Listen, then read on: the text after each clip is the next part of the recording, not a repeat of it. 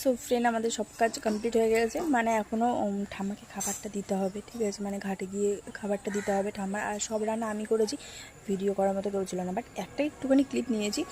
আর কী কী দেবো যখন সাজানো হবে সেটাও তোমাদের সাথে শেয়ার করব। আর এখন হচ্ছে গিয়ে মানে বাইরে যারা এসেছিলো তারা খেলো, আর আমি করেছিলাম ঠাকুমার অন্ন জল, তো তার জন্যই মালাটা পরা অন্ন জলটা করেছি বলে। আর এখন হচ্ছে গিয়ে খাবারটা দিতে যাবো ঠাকুমাকে। আর আমি এইভাবে ঠিক শাড়িটা পরেছিলাম অন্য শাড়ি, মানে নতুন শাড়ি পরেছিলাম, এটাও নতুন শাড়ি। এবার তোমার হচ্ছে গিয়ে ওটা খুব ফোলা ফোলা টাইপের শাড়ি, তার জন্য আমি আবার খুলে রেখেছি, খুলে এবার এটা পরলাম। তো চলো দেখতে থাকো। আর চলো ঠাম্মাকে দেখাচ্ছি কীরকম লাগছে। আর এখন পিঠা হবে, এই দেখো ঠাম্মাকে কি সুন্দর লাগছে।